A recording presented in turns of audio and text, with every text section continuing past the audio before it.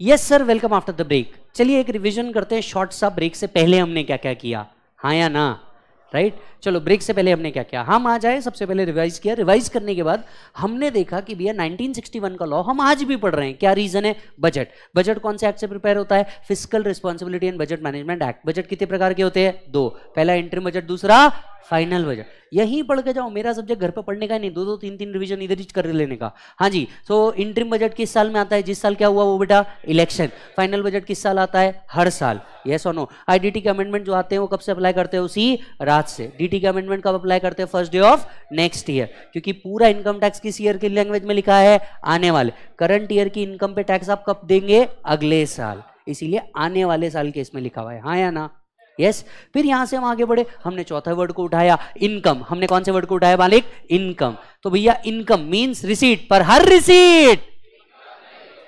Receipt income नहीं होती, तो रिसीट को क्लासिफाई करना बड़ा जरूरी है साहब। कौन सी रिसीट मालिक? Revenue receipt, capital receipt. Yes और नो? कैपिटल रिसीट्स पे कोई टैक्स कलेक्ट होता नहीं, तो लोन, लाइबिलिटी या ऐसे असेट जो आप पर्सनल यूज के लिए यूज कर रहे हैं, जब भी इसको सेल करेंगे इस पे कोई कैपिटल गेन टैक्स आने वाला नहीं है। यस और नो? पर्सनल इफेक्ट के भी कुछ एक्सेप्शन है, मतलब कुछ चीजें रेवेन्यू रिसीट में आ जाएंगी। कौन कौन सी? जहां ब्लैक मनी जाता था। कौन कौन सा?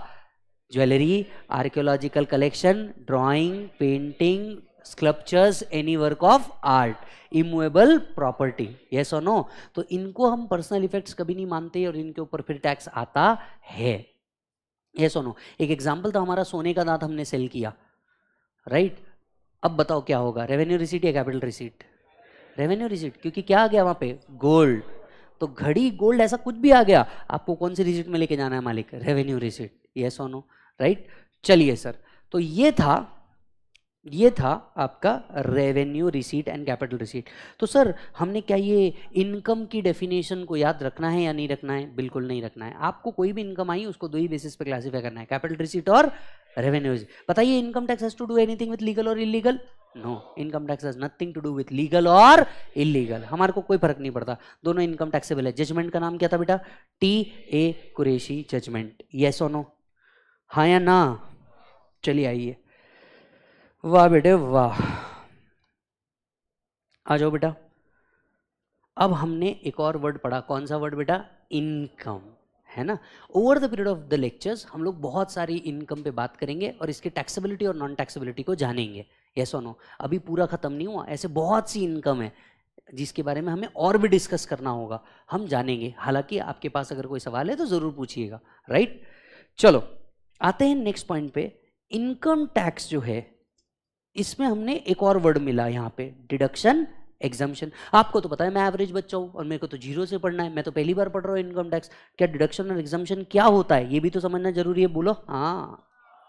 तो आइए समझते हैं, what do you mean by deduction, what do you mean by exemption.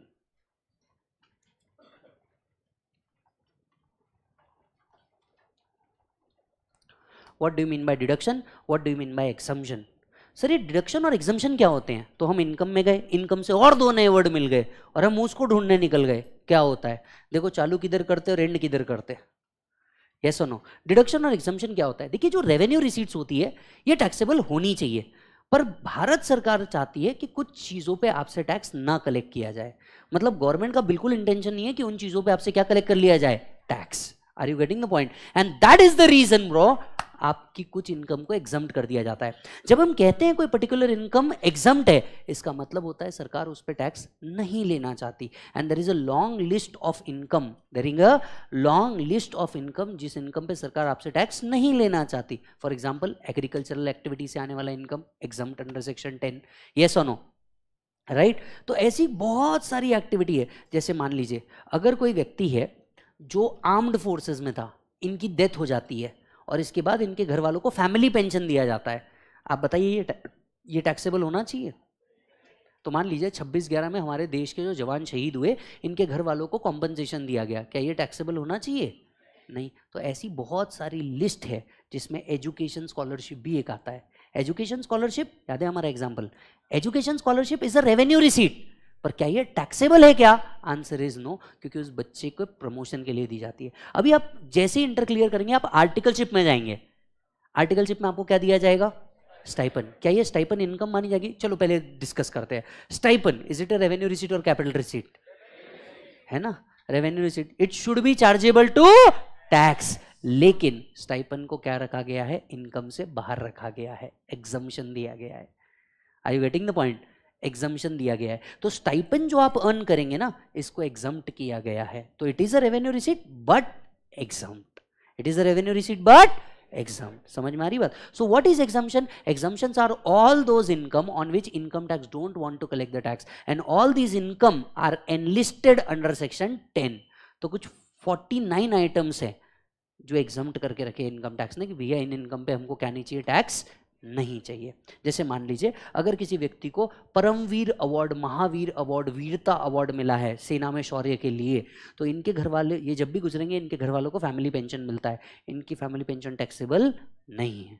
Yes और no? Right? So exemption means 100% exempt. These income do not fall in total income. These income do not fall in total income. For example, आपका PGBP income है, आपका agricultural income है, let's say 6 lakh, let's say 6 lakh, तो आपका total income for income tax कितना माना जाएगा?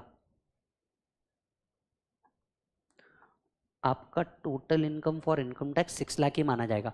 आपकी रिसीट कितनी हुई बेटा? 12 लाख। पर इनकम टैक्स में आपकी इनकम कितनी मानी जाएगी? 6 lakh. Are you getting the point? क्योंकि 6 लाख क्या किया है? एग्जम्प्ट। और अगर कोई इनकम एग्जम्प्ट है तो वो टोटल इनकम का पार्ट बनता नहीं।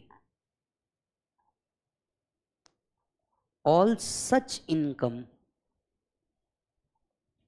Are mentioned in section 10. All such income are mentioned in section 10.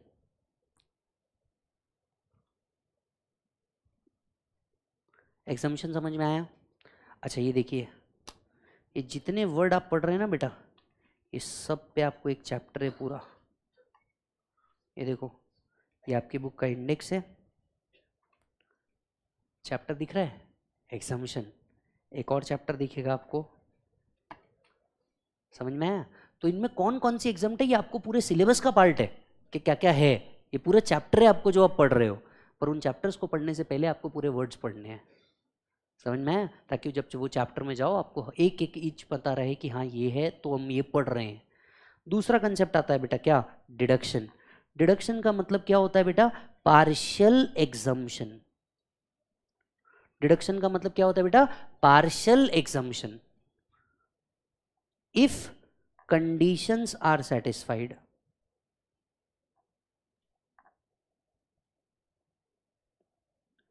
If conditions are satisfied, तो अगर आप कुछ कंडीशंस को सेटिस्फाई कर देते हैं तो आपको क्या मिलता है? Deduction. These income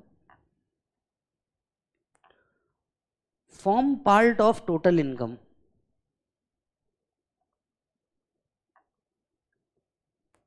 and if conditions are satisfied,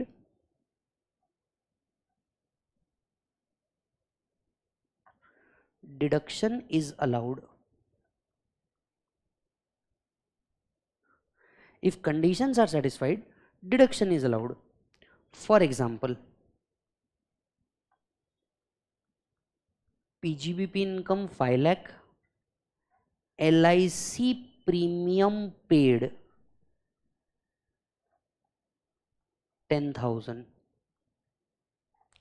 तो आपको इसका डिडक्शन मिल जाता है बेटा अंडर सेक्शन 80C। तो आपकी नेट इनकम कितनी मानी जाती है? 4,90,000। इसीलिए देखिए आपके डैड क्या पे करते हैं? LIC premium, medical insurance premium. इससे क्या मिलता है? इनकम टैक्स का डिडक्शन। तो ये जो डिडक्शन होते हैं किस बेस्ड पे होते हैं? Deduction are of two type.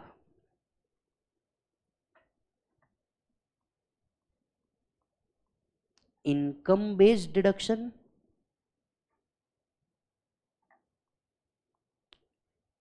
investment oblique expenses based deduction.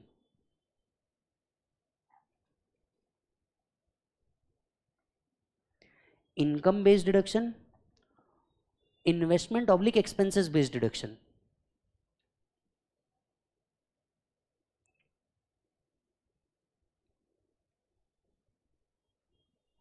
अच्छा सर, एग्जाम्पल बताइए, LIC प्रीमियम पेड, इन दोनों में से कौन सा एग्जाम्पल है? इनकम बेस्ड एग्जम्पशन या इन्वेस्टमेंट या oblique expenses based deduction? Investment based. तो सरकार बोलती है देखिए, हम इकोनॉमी को चलाना चाहते हैं और इकोनॉमी को चलाने के लिए wealth must transfer from one person to another. तो एक व्यक्ति को बोला जाता है आप क्या करो, इंश्योरेंस लो, खुद की लाइफ सिक्योर करो, इनकम टैक्स कम दो। यही पैसा LIC के पास जाता है, LIC अदर कंपनीज में इन्वेस्ट करती है और वही कंपनी बाद में इस आदमी को क्या देती है? सैलरी। इकोनॉमी को घुमाने के लिए एडम स्मिथ बोल के गए थे, there must be transfer of wealth from one person to. समझ में आया पहिया कैसे घूमता है? तो कुछ जगह पे आपको बोला जाता है आप इन्वेस्टमेंट करो, आप मेडिकल इंश्योरेंस प्रीमियम लो, आप एसेट्स लो, आप अलग अलग जगह इन्वेस्ट करो। ये जो आप इन्वेस्ट कर रहे हैं, इसीलिए देखो आपको बॉन्ड में इन्वेस्ट करवाया जाता है, डिबेंचर में इन्वेस्ट करवाया जाता है, म्यूचुअल फंड्स एंड SIPs में इन्वेस्टमेंट करते हैं आपके घर वाले। उनको क्या मिल रहा है, क्या फायदा हो रहा है उनको ये करके? पहला, एक पैसिव इनकम जनरेट हो रही है, दूसरा इनकम टैक्स से छुटकारा मिल रहा है। और these are called as the legal way to reduce the tax. These are called as legal way to reduce the tax. तो विजय को अगर अपना टैक्स बचाना है, जरूरी नहीं विजय अपना पैसा फीस कैश में कलेक्ट करे। विजय क्या करेगा? विजय आपसे वाइट में पैसा लेगा और विजय भर भर के SIP में पैसा डालेगा और विजय वहां डिडक्शन क्लेम करेगा। Are you getting the point? Yes, क्योंकि जिस दिन मैं पकड़ा गया सारी बारात आएगी। समझ में आया? जिस दिन मैं पकड़ा गया, मेरी इनकम पकड़ी गई, ब्लैक मनी पकड़ा गया, आपके सिलेबस में है, चैप्टर नंबर 1 में ही है। इधर देखिए, आपको दिखाता हूं। मान लो कभी आप पकड़े गए, आपकी ब्लैक की इनकम पकड़ी गई, तो क्या होता है दिखाता हूं, आओ। आपके सिलेबस में ही चैप्टर नंबर 1 में ही है। There is a concept called as undisclosed source of income. There is a concept called as undisclosed source of income. ये undisclosed source of income जो है, ये कंसेप्ट हम कल पढ़ेंगे, वो आज नहीं आएगा। अनडिस्क्लोज सोर्सेज मतलब, मान लो आपने ब्लैक में पैसा जनरेट कर लिया, विजय ने क्या किया, एकत्वम अकेडमी ने क्या किया, एकत्वम अकेडमी ने बच्चे को बोला एक काम कर, तू कैश में दे दे, मैं तेरे को क्या नहीं करूंगा, रिसीट इशू नहीं करूंगा, मैं तेरे से कैश में ले लूंगा। अब ये कौन सी इनकम हो गई? ब्लैक, क्योंकि विजय ने, एकत्वम अकेडमी ने इस पे GST कलेक्ट किया नहीं, पूरा का पूरा पैसा कैश में ले लिया। अब ये कौन सी इनकम हो गई? ब्लैक। अब लोग क्या करेंगे? टैक्स के डर से कोई टैक्स ही पे नहीं करेगा। पर टेंशन मत लीजिए, ये जब भी पकड़ी जाएगी, कैसे पकड़ी जाएगी, ये CA फाइनल का सिलेबस है आपका, कि ब्लैक की इनकम को पकड़ते कैसे हैं। ये आपके CA फाइनल का सिलेबस है, आपके सिलेबस में है CA फाइनल में, कि कैसे पकड़ी जाएगी। पर जब भी पकड़ी जाएगी उसका होता क्या है, ये इंटर में ही सिखाया गया है। Undisclosed cash credits. आपकी बुक्स ऑफ अकाउंट्स में कुछ ऐसे कैश क्रेडिट्स दिख रहे जो आपके बिजनेस से रिलेटेड नहीं है। Unexplained investments. याद करो, जब हमने कल भाई के घर पे रेड मारी थी, बेड के नीचे क्या नहीं मिला था? कैश। बाथरूम में क्या मिला था? गोल्ड। पर्दा हटा के क्या मिला था? बेनामी property. Unexplained investments. Unexplained money, इनके घर से क्या मिला था? Cash. Investment not fully disclose, ये बता रहे हैं इनके यहाँ पे 5 ही गोल्ड के सेट है, इनके यहाँ से निकले 25। Investment not fully disclose. Unexplained expenditure. मैं जब इनके घर पे गया, मैंने बोला भाई साहब कारपेट तो बड़ा बढ़िया दिख रहा है। हाँ, फिर पर्शिया से मंगाया है। कितने का होगा? 15 लाख। अच्छा 15 लाख। इनकम टैक्स उल्टा सोचता है बेटा, खर्चा किया है मतलब इनकम कहीं से तो आई होगी। Unexplained expenditure. एक्सप्लेन करके दो, आया कहां से? भाई के घर पे गया, भाई के घर पे PS5 दिख रहा है, Xbox दिख रहा है। ये Xbox 1 लाख रुपए, 1 TB, ये तो समझा। ड्राइंग में तो तेरे बुक्स ऑफ अकाउंट्स में कहीं नहीं दिख रहा, तो तूने खरीदा कहां से? फुकट में आया, दिया तो दिया किसने? अच्छा गिफ्ट दिया, ओहो, तो दूसरे के पास कहां से आया? हाँ, इनकम टैक्स डिपार्टमेंट बेटा पूरी बारात लेके आता है। और ये अमाउंट बोरोड और रीपेड ऑन हुंडी, ये जो आप कैश में लोन देते हो और कैश में लोन लेते हो ना, ये आ गए अमाउंट रीपेड बोरोड और रीपेड ऑन हुंडी। जब भी ये पकड़े जाएंगे इन पे इफेक्टिव टैक्स रेट है 78%। मतलब अगर आपने 100 रुपए छुपाया, जिस दिन पकड़ा जाएगा ला ला ला ला ला 78% गवर्नमेंट को जाएगा। और अभी तो और सुनो, ये तो सिर्फ टैक्स है, पेनल्टी इज 200%। तो लेने के देने हो जाएंगे तेरे। रुको, इंटरेस्ट, अरे अभी तक तो मैंने टैक्स और पेनल्टी की बात करी, तीसरा भी एक और आएगा, क्या बेटा? इंटरेस्ट। क्योंकि जिस साल टैक्स भरना चाहिए था उस साल तुमने भरा, वहां से लेके यहां तक का इंटरेस्ट भी आएगा। सर ये तो लेने के देने हो गए। वैसा ही होता है, जब भी आएगी पूरी बारात आएगी, जब भी आएगी पूरी बारात आएगी, और तुम बोलोगे वाह मैंने तो 4 साल से ब्लैक मनी छुपा, पैसा 4 साल का इंटरेस्ट लगेगा बेटा। कितना? 4 साल। तो टैक्स लगेगा 78% प्लस पेनल्टी लगेगी up to 200%, penalties up to 200%, और इंटरेस्ट लगेंगे BC के। सर 234B 234C ऐसे 2 सेक्शन है ना? तो जब भी तुमने छुपाया BC हो जाएगा। सर BC 234B 234C, क्योंकि जो टैक्स जब देना था वो तुमने दिया नहीं, तो टाइम वैल्यू ऑफ मनी दो इंटरेस्ट, है ना? तो ये सुनने सुनाने को बड़ा अच्छा लगता है, हाँ सर अपन तो ऐसे छुपा लेंगे, अपन तो वैसे छुपा लेंगे, अपन तो ये कर लेंगे। जितने लोगों के मन में आज इनकम को पढ़ के आ रहा होगा ना, ये तो मैं ऐसा बता दूंगा, वो तो मैं वैसा दिखा दूंगा, मैं तो ये बता दूंगा, इसलिए पहले ये पढ़ा दिया। मैं कहा देख लो क्या होना जाना है ना? बट सर फिर ऐसा सच में होता है? सच में क्या होता ही है, तभी तो लॉ है, it is a law. BBE 78% सिर्फ टैक्स रेट है। Are you getting the point? इसीलिए what are the legal ways जिससे टैक्स रिड्यूस करना चाहिए? Deduction and exemption. व्हाइट में लो, भर भर के डिडक्शन क्लेम करो, it is a legal way to reduce the tax. नहीं तो जिस दिन पकड़े जाओगे उस दिन पूरी बारात आएंगी, बराबर बिल्कुल। रेड मूवी देखा है कि नहीं देखा है? पूरी बारात लेके आते और फिर सब खोलते, I mean, हर गेट खोलते। डिडक्शन एग्जम्पशन क्लियर हुआ? हाँ या ना? ऐसे कैसे? आपको तो पता है, यहां मेरे को एक और वर्ड मिल गया, टोटल इनकम। और आपको तो पता है हम एक आध वर्ड भी पकड़ लेते तो उसकी तह तक जाते हैं। तो वो व्हाट इज टोटल इनकम? हम तो इनकम ही डिस्कस करें ना। देखो इनकम में क्या क्या डिस्कस किया, इनकम, रिसीट, इनकम की डेफिनेशन, डिडक्शन, एग्जम्पशन। अब हम और कंसेप्ट समझने जा रहे हैं, total income and gross total income. There are further 2 concepts, gross total income, और यहां पे एक और कंसेप्ट आता है टोटल इनकम।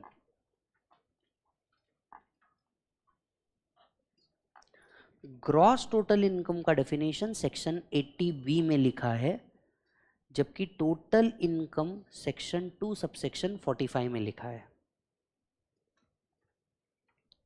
लो जी, हम कहां थे? इनकम में। इनकम से 2 वर्ड मिले, डिडक्शन एग्जम्पशन, हम वहां घुस गए। डिडक्शन एग्जम्पशन पढ़ते वक्त फिर एक वर्ड मिला टोटल इनकम, तो हम और अंदर चले गए ग्रॉस टोटल इनकम और टोटल इनकम को ढूंढने के लिए।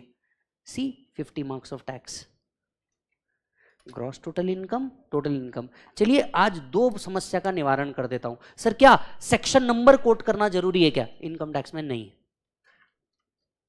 हाँ, इनकम टैक्स में सेक्शन नंबर याद करने की जरूरत नहीं है, ये लॉ नहीं है।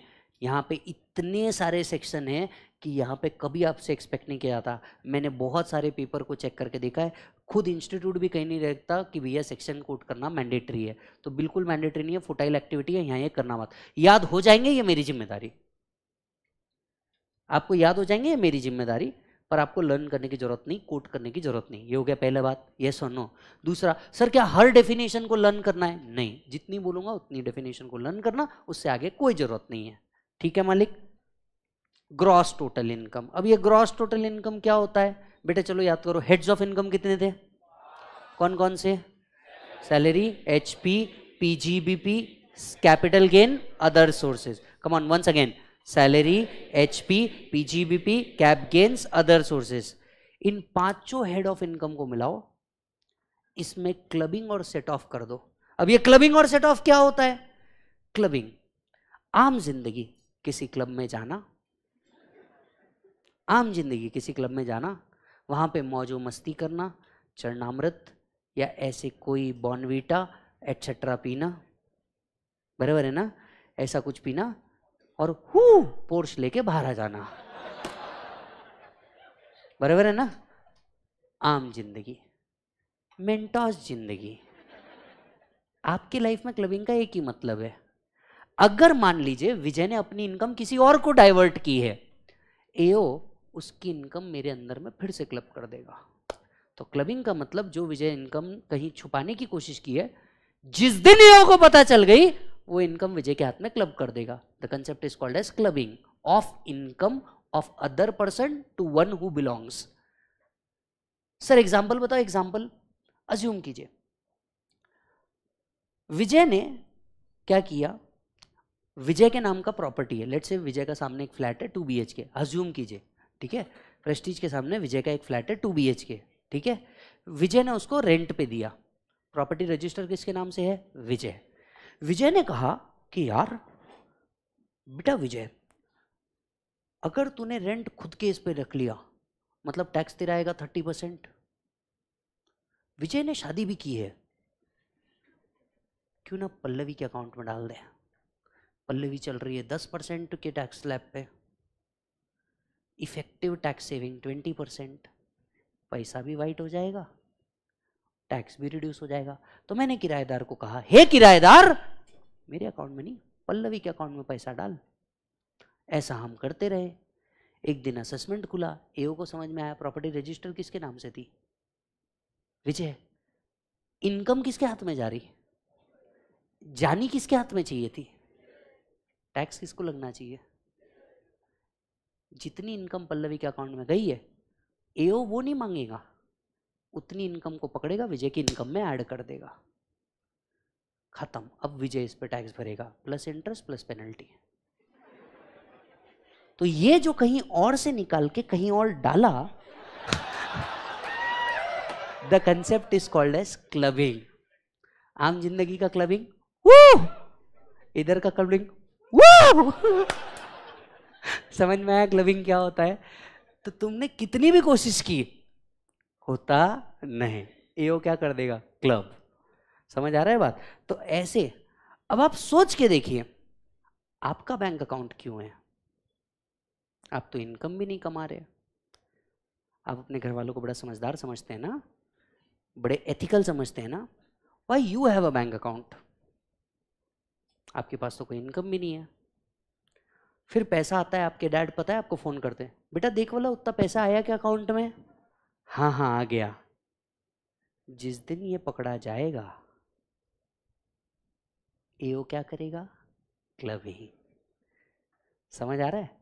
आज आपके अकाउंट में जो पैसा आ रहा, टेक्निकली वो टैक्स चोरी, टैक्स चोरी नहीं, इनकम डाइवर्जन चल रहा है। आपके बैंक अकाउंट में जो पैसा आ रहा है वो क्या चल रहा है बेटा? Income diversion. और जब भी ये डाइवर्जन है उन्हें पकड़ लिया, वो समझ में आया? इस कंसेप्ट को हम क्या कहते हैं? Clubbing. Clubbing of income received by someone taxable to one who belong.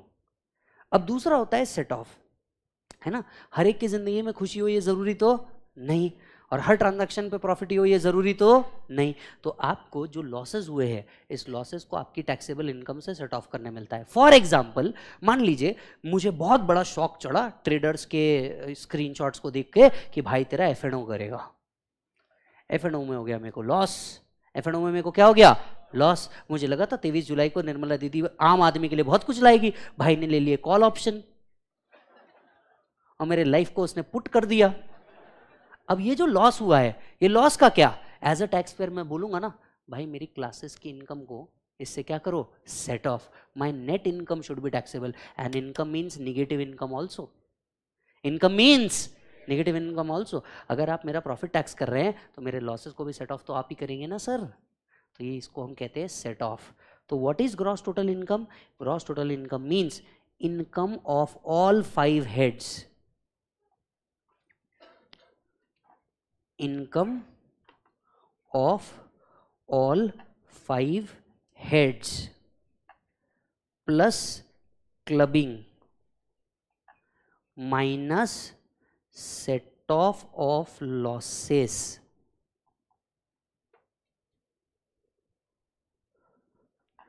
तो ये जो बन के आएगा इसे हम कहेंगे GTI. बेटे GTI gross total income. Colour का, yes or no? This is called as gross total income. So what is total income then? Gross total income में से जब आप डिडक्शन माइनस कर देंगे तो आपकी टैक्सेबल इनकम या टोटल इनकम बनेगी. याद है ना, डिडक्शन क्या किया जाता है? Minus. It is a allowed tax planning. तो जब आप ग्रॉस टोटल इनकम में से अपनी क्या माइनस कर देंगे बच्चे? डिडक्शन माइनस कर देंगे. Under chapter UC 6A, under chapter 6A, ऐसे ही लिखना, ऐसे ही लिखते हैं. अंडर चैप्टर को हम UC लिखते हैं, अंडर सेक्शन को US लिखते हैं. तो अंडर चैप्टर 6A जब आप माइनस कर देंगे तब आपको आपकी टैक्सेबल इनकम या टोटल इनकम मिलती है. एंड भाई मेरे भाई, वी पे टैक्स ऑन टोटल इनकम. और आप जो टैक्स पे करते हो वो काय पे करते हो बेटा? टोटल इनकम पे. देखो, इनकम वर्ड ढूंढने निकले थे. इनकम से कैपिटल रिसीट, कैपिटल रिसीट से रेवेन्यू रिसीट, वहां से डिडक्शन, वहां से एग्जम्पशन, वहां से ग्रॉस टोटल इनकम, वहां से टोटल इनकम. कहाँ चालू किए थे, कहाँ खत्म कर रहे हैं? हाँ जी सर. सर प्रॉपर्टी ही बीवी के नाम पे कर दे तो? राघव ने अच्छा सवाल पूछा. सर प्रॉपर्टी ही बीवी के नाम पे कर दे तो? सर पहला, जब आप प्रॉपर्टी बीवी के नाम पे करेंगे विजय को कोई कैपिटल गेन नहीं आएगा क्योंकि विजय अपनी प्रॉपर्टी क्या कर रहा है? गिफ्ट. पल्लवी को ये गिफ्ट टैक्सेबल नहीं है क्योंकि gift is receive from relative. और पल्लवी से जो इससे इनकम कमा रही है वो क्लब होगी किसके हाथ में? विजय. सेक्शन 64(1)(2. आपको लगता है आपको ये सूझा होगा? बहुत लोगों को बहुत कुछ सूझा. जब ये सूझा, लोगों ने टैक्स प्लानिंग की, पकड़े गए, इनकम टैक्स डिपार्टमेंट हारा. अगले दिन अपने मोहल्ले में अमेंडमेंट आई. समझ में आया क्या? तो ये जितनी चीजें तुमको सूझ रही है ना, अपने फॉरफादर्स ने सब सोच रखा है ना. तो इनकम टैक्स ना बेटा बड़ा छोटा सा सब्जेक्ट हुआ करता था.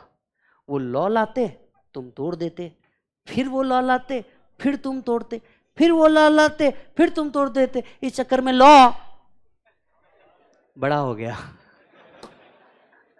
समझ आ रहा है बेटा? हाँ जी. प्रॉपर्टी ज्वाइंट ओनरशिप में हो तो भी इनकम 2 पार्ट में डिवाइड होगी, हस्बैंड की भी और वाइफ की भी, दोनों को डिवाइड होगी जी. पहले ही प्रॉपर्टी उनके नाम से खरीदी, पहले उसके अकाउंट में पैसा होना चाहिए, तो आप गिफ्ट करोगे ही, फिर वो लेंगे ही, 64 का क्लबिंग अप्लाई होगा ही. क्या लगता है अपने को ही सूझ रहा होगा? सब हो चुका है बेटा, ये सब हो चुका है. तो सर इसका कोई रास्ता नहीं है क्या? इसका कोई रास्ता नहीं है? वाह साहब, रास्ते तो हैं. हमने बोला था ना 0 से करोड़ तक के टैक्स और करोड़ से 0 तक के टैक्स को हम ही बताएंगे. लेकिन रुको, मैं आपको अभी नहीं बता सकता. मैंने कल क्या कहा था? इसमें बहुत कुछ सूझेगा क्योंकि इंटरेस्टिंग है सब्जेक्ट, है ना. बहुत कुछ सूझेगा, लेकिन हैव पेशेंस. इसके पहले आपको गिफ्ट का प्रोविजन पढ़ना पड़ेगा. जब आप गिफ्ट के प्रोविजन को समझ जाएंगे तब मैं आपको सिखाऊंगा कि कैसे इसको आपको क्या करना है? चेंज, है ना. कैसे इसको क्या करना है? चेंज. तो इसको लीगली भी घुमा के हम ला सकते हैं, लेकिन उसके पहले गिफ्ट का प्रोविजन समझना पड़ेगा तो वो अंदर जाएगा, है ना. जी मैडम.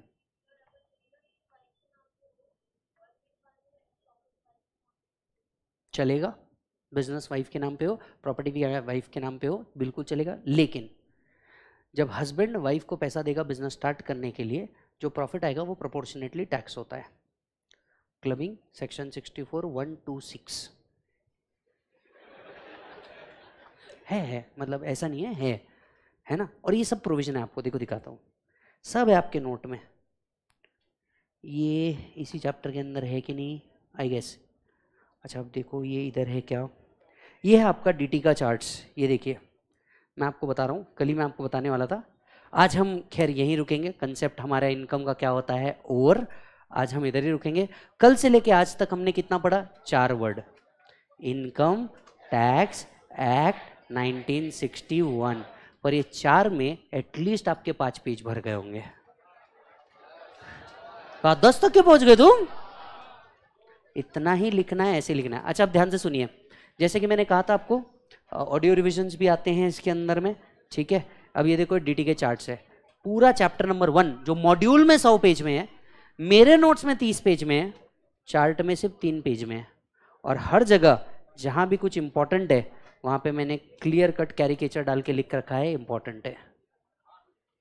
तो ये ऑलरेडी ये डाल के रखा है हर जगह, देखो चार्ट में जहां जहां पे भी ये इंपॉर्टेंट है ये डाल रखा है, इंपॉर्टेंट है ये डीटी के चार्ट्स। प्लस आपको क्वेश्चन बैंक भी दिखा देता हूं, ये आपका क्वेश्चन बैंक। जो क्वेश्चन बैंक होगा, चालू करते ही सबसे पहले चैप्टर की आपको पूरी समरी दी है, ताकि क्वेश्चन सॉल्व करते वक्त अगर कोई कंसेप्ट भूल जाओ तो कैसे ढूंढना है, ये आपका क्वेश्चन बैंक।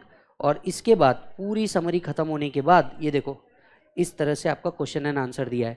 जब क्वेश्चन चालू होगा, ये क्वेश्चन किस पे बेस्ड है लिखा है, इसके बाजू कोई ईयर होगा तो ईयर लिखा होगा, एमटीपी आरटीपी का रेफरेंस होगा, क्वेश्चन होगा, और उसके नीचे बाकायदा ऐसा पूरा सोल्यूशन होगा उस चीज का। Are you getting the point, yes और no? So thank you, I hope you have a fantastic day today. बहुत कुछ सीखने को मिला होगा, हाँ या ना? यस तो मालिक मिलूंगा आपसे अगले लेक्चर के अंदर में, तब तक के लिए बाय बोलो बच्चों। Any student any kind of doubt please come. अच्छा दूसरा 2 बातें और सुनिए, हम लोग कल लेक्चर रखने का सोच रहे हैं, मैं, दर्शन सर एंड अभिषेक सर, क्योंकि आपको दिवाली की बहुत छुट्टी आने वाली है। और आप एक बात तो समझ गए, एकत्वम में कंटेंट कितना चल रहा है, यस और नो? तो हमारे को हो सकता है कल लेना पड़े, बट आपकी किस्मत एक जगह अच्छी हो रही है। पूछो कैसे? कल सारसबाग में आई गेस आंदोलन है कुछ, राइट? तो ये एरिया को कलेक्टर से ऑफिस आया कि शायद बंद हो सकता है, तो कल क्लास है या नहीं है इसका अपडेट जो है वो हम रात को ही दे पाएंगे हमारे इंस्टाग्राम या यूट्यूब के ऊपर, यस और नो? तो आप हमारे इंस्टाग्राम सी विजय साडा या यूट्यूब चैनल एकत्वम में कनेक्टेड रहिए। कुछ लोग जिनको टेलीग्राम पे ऐड कर दिया उसमें भी इन्फॉर्मेशन आ जाएगी, बट ये हमारे को शाम तक पता चलेगा कि ये एरिया बंद रहेगा या क्या होगा, उसका डिटेल अभी नहीं है। अगर सपोज ये सब एरिया चालू रहता है, एवरीथिंग होता है, हम लोग क्लास ले लेंगे, नहीं होता है तो फिर कल ऑफ करना पड़ेगा, कोई ऑप्शन ही नहीं है। Is that done? यस चलो बाय बोलो। सर अप्रोक्सीमेटली सिलेबस कितने दिन में खत्म होगा? .58 days from the day of starting आपका डीटी खत्म हो जाएगा, .58 डेज खत्म हो जाएगा वो। Yes bye bye.